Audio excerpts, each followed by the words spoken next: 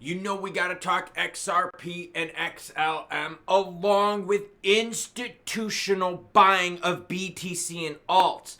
They are buying the dip.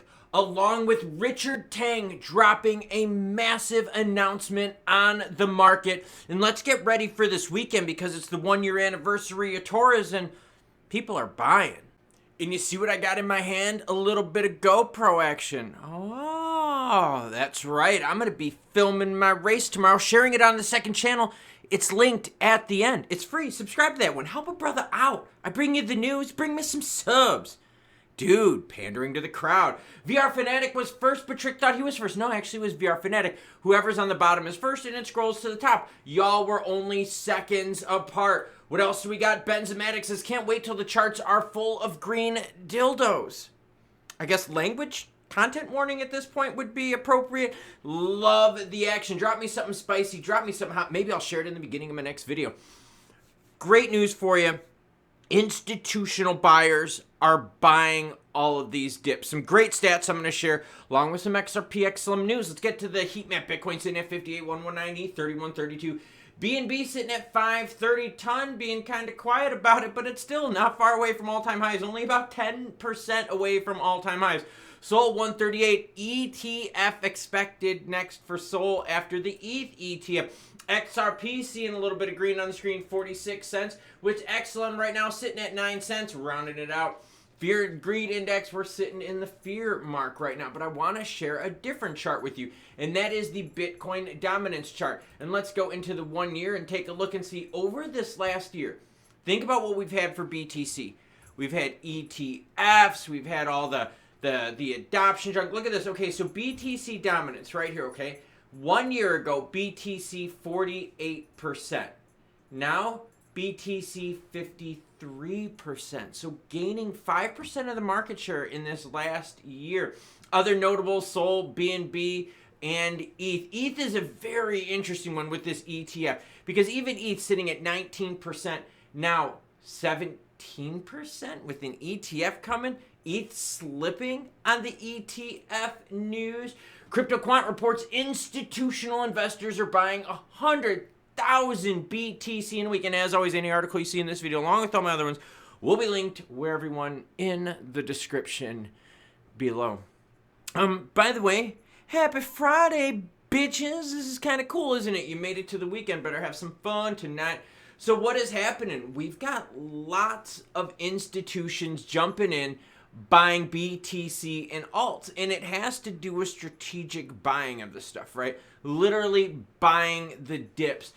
Even with Bitcoin trading over 25% below its peak, larger investors holding 1,000 BTC or more are continuing to increase their stakes. So whales and existing whales are adding more to their bags. I said I had a big announcement regarding Richard Tang. Here you go. In 6 months, US Bitcoin ETFs brought in over $14.7 billion. Key takeaway, interest in BTC and digital assets remains high. Yeah, super high. Now, let's be honest with each other here.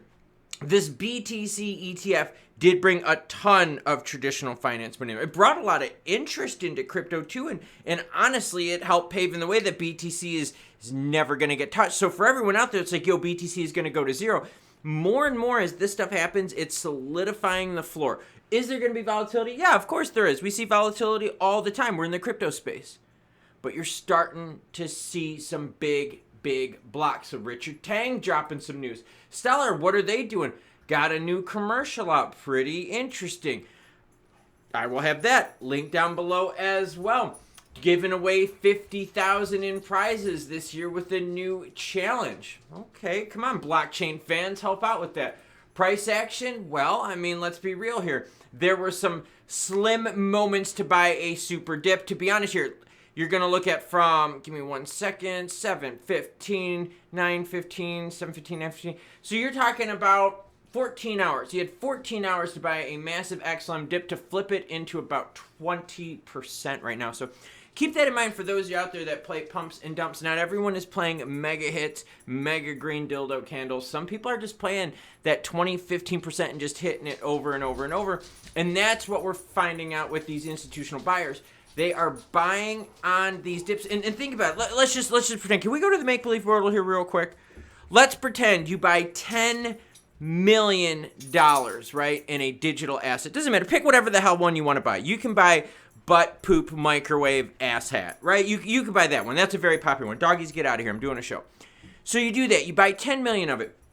Dude, goes up 15%. You're up 100 or 1.5 million. Yeah.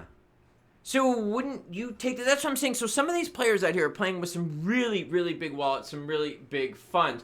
XLM definitely, though, a laggard in the price action.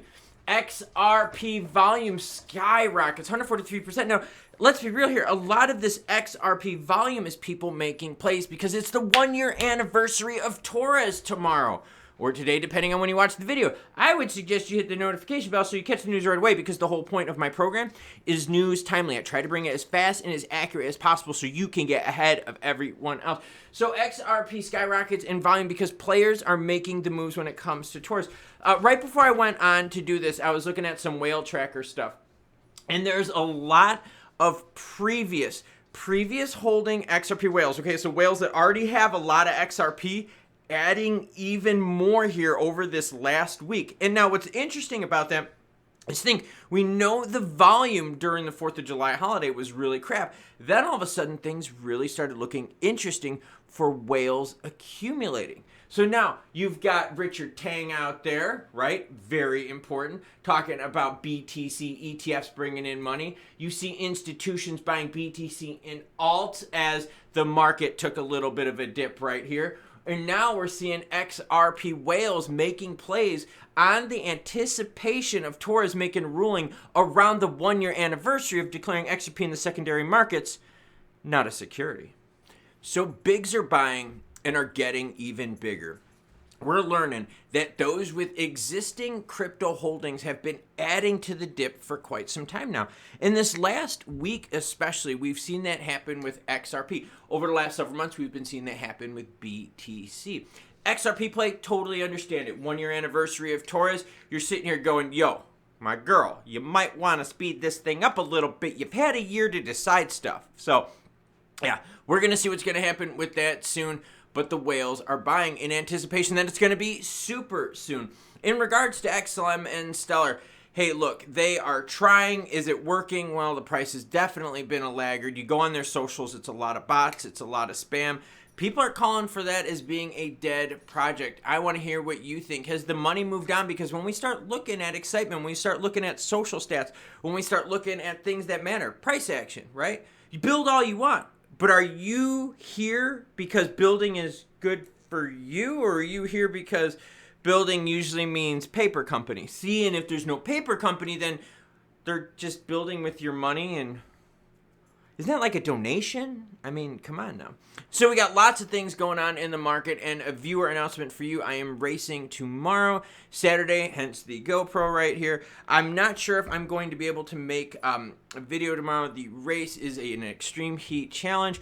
We start at 9 a.m. and we run a 2.62 mile loop every 45 minutes. So if you finish the loop at 30 minutes, you get 15 minutes to chill out, hang out under your tent, hydrate, change your clothes, put a little bit of anti-chafing stuff down there because you don't want rub. You know, you got to fix areas up here. A lot of care. So you do that for 12 laps to run a 50K ultra marathon at 31.1 miles. And it's all done peak heat midday. So choo-choo, bitches. You know what I'm going to be doing tomorrow. Let me know in the comments down below what you're doing. And while I'm stretching today, I'll be reading those comments and responding back. I'll catch you cool cats later.